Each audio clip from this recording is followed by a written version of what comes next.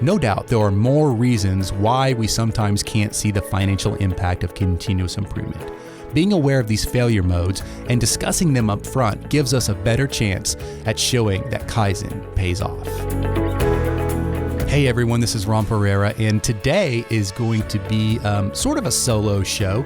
You're only going to hear my voice, but you're actually not going to hear many of my thoughts, and I'll explain why that is. So, as you may know, Gemba Academy has a blog, and we all these podcasts actually get posted on that blog, but we also write articles every week. In fact, every Monday, John Miller, one of my business partners, blogs consistently. So every Monday he releases a new article, and then every Friday, myself, Kevin Meyer, and Steve Kane, we all take turns blogging on Friday. And then, of course, on Thursday, we release this podcast that also goes out on the blog. So there's lots of stuff coming out on that blog. So if you haven't ever checked that out, I would really encourage you to do that. You can actually subscribe to it. Just go to blog.gembaacademy.com and you'll be able to subscribe to all of our articles and podcasts that come out.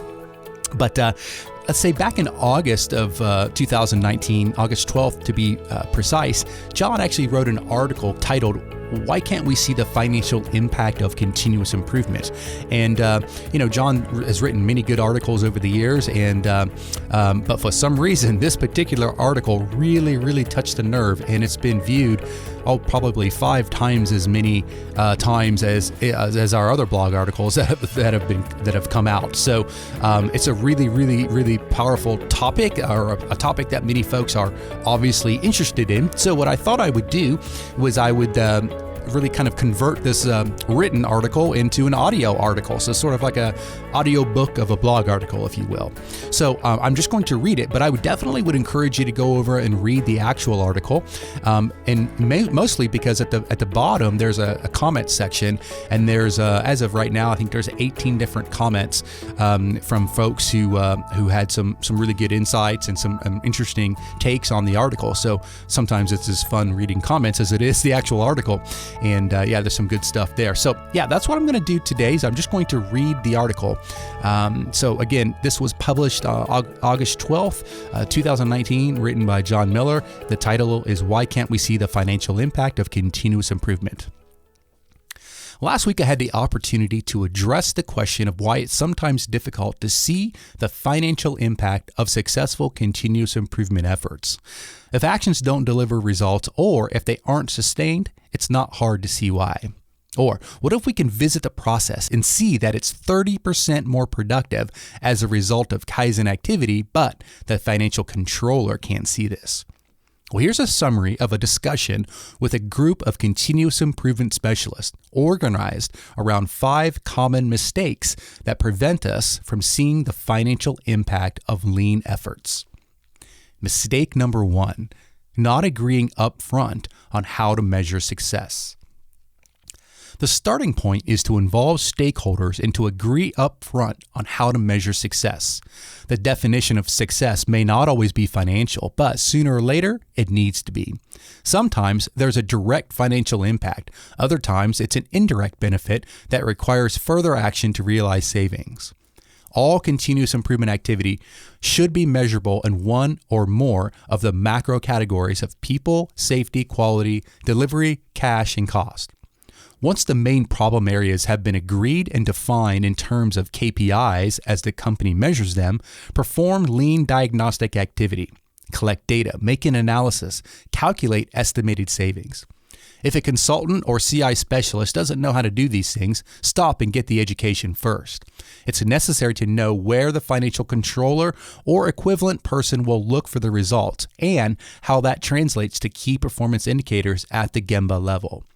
It helps to have P&L management experience, or at least a basic familiarity with how to read balance sheets, income statements, and cash flow statements. Mistake number 2, improving the links but not the chain. Some improvements fail to hit the bottom line because the gains are local, isolated, and don't contribute to better overall flow. The countermeasure is to design and execute activities that will result in changes across a value stream, or at least a continuous segment of a demand-supply process chain. This is where the CI specialist or consultant needs to understand how each of the lean tools affects a specific key performance indicator, both directly and indirectly. Since the aim of continuous improvement is to build or improve a system, these relationships are rarely simple, direct, or one-to-one. A tree diagram is useful for mapping which continuous improvement efforts affect which KPIs and how these build up to a measurable financial impact. For example, 5S itself rarely delivers a direct financial impact. It may have indirect benefits on quality, safety, productivity, etc. However, 5S will enable SMED, which will enable reducing lot sizes, which will enable Kanban, which will enable shorter lead times, which enables better inventory turns and on-time delivery, which enable cash flow or reduced expedited costs. Mistake number 3, declaring victory too soon. An improvement may fail to show financial impact because the new process is not yet stable. Equipment may not perform in continued operation as it did during the improvement and experimentation phase. Incoming materials quantity and quality may fluctuate. Methods may need updating as rarely seen configurations or special orders are run in the new process. Productivity and quality may lag as people working in the process experience learning curves. There are many potential change points to be aware of, track, and monitor their effect on seeing financial results. Mistake number 4, not making changes to supporting systems. Lean activity on the shop floor may change the physical reality of that process. However, there are SOPs, data, protocols, documentation, and various other supporting elements. These affect how the work is done in the system. Even if the factory is capable of small lot production, if the lead time offsets and lot sizes are not changed in an ERP system, or if Kanban cards are not updated, orders will be executed according to the old reality of the process. Excess stock may need to be moved away from the process so that there's no temptation to run larger lots. Engineering drawings may need changing.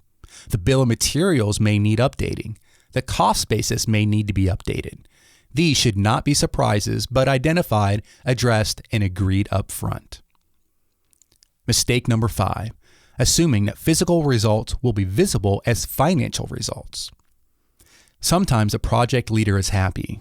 The people in the area are happy. The plant manager is happy, but the financial person is not happy. She still can't see the results.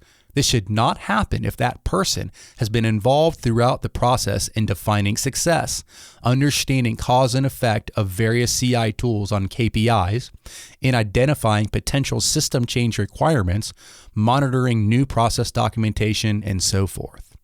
Things will change, and finance people may need clues on where and what to look for in order to see the impact of these changes.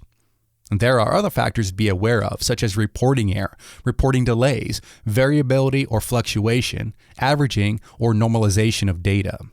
There may be unexpected adjustments from reality on the shop floor to the manufacturing execution system to the financial reporting. Some plant leaders may hedge in reporting the new cost basis because they don't fully trust the new process. They want additional buffer or slack so that they are not on the hook to run at a lower cost when the process begins to backslide. For companies just getting started in lean, it's not uncommon that there will be communication gaps. No doubt there are more reasons why we sometimes can't see the financial impact of continuous improvement. Being aware of these failure modes and discussing them up front gives us a better chance at showing that Kaizen pays off. Okay, well, and that's the end of the actual article. What I want to do now is I'm going to jump over to the actual blog, and I'm going to read a couple of the comments. So it was one gentleman named Raph, I guess, R-A-P-H. I don't have your last name, Raph, so I apologize for that. But he said his comment was, if you allow me, mistake number 5, making improvements in a chain but not in the bottleneck, you will just increase your WIP. He adds a mistake number 6, assuming that if you improve your operations, you'll have more sales. If your market is mature, you may not have more sales, and even if you improve, you may be forced to keep the same assets. Raf's mistake number 7 is having an accounting system based on standard cost. You'll need to probably finish your year and an accountant ready to review the system and go towards marginal contribution. Mistake number 8, not having an operational information system. If you do, even if you were measuring the wrong KPI, you may be able to take your data and rebuild the right KPI. And then Raf's mistake number 9 is not measuring variation and causes. So again, there's a few other really good comments here that I'm not gonna read, but I would encourage you to go over to our blog and check it out. And so to make it that easier, instead of having to type in blog.gembaacademy.com, just go to the show notes for this episode, which is gembapodcast.com. This will be episode 292.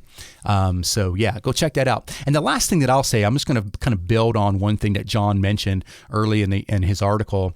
And it's around that financial controller or financial, associate, whoever is going to be validating the financial impact. I especially see this on, more traditional Lean or Six Sigma type projects where there's a project charter and there's a place for the financial controller to sign their name and all that kind of stuff. And a common mistake, and I'll be honest, it happened to me many, many times back when I worked in the corporate world. We would go off on these projects and have all these great ideas and we'd make things better, and they truly were better. Then we go to the financial controller to kind of get them to sign off on it at the end, and they were, not understanding, or in some cases, to John's point, we weren't really impacting, the bottom line. It was more of a soft savings or productivity savings or something like that. If I would have just involved the financial controller in the beginning, which I think is probably one of the biggest things that you can do, is involve them early on, even in scoping the problem. Before you even try to experiment or any countermeasures, anything like. Make sure that you and the financial controller are aligned. That Mr. or Mrs. Controller, if we do X and we get Y, do you agree that this could benefit the organization financially?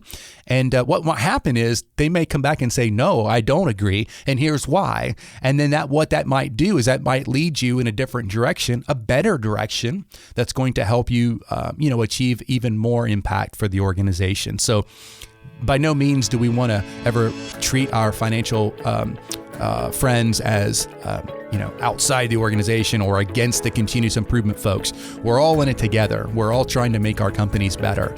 And the financial controllers, they're intimately involved with what's actually happening on that profit and loss statement. And so let's really work hard to involve them up front, and just to avoid any misunderstanding or miscommunication down the road. In fact, the last thing that you want to hear, and I've heard this also from some financial controllers, is that, you continuous improvement people, this gentleman told me one time, says, you're always just dealing in monopoly money. And I was like, oh man, it's like, and this is, and sadly, I've seen some companies they'll have these formulas where they say, oh, if we get our 5S score from a 3 to a 4, we've got this formula where we say it's worth this much money. If you're doing that, please stop. Okay, because you're not helping.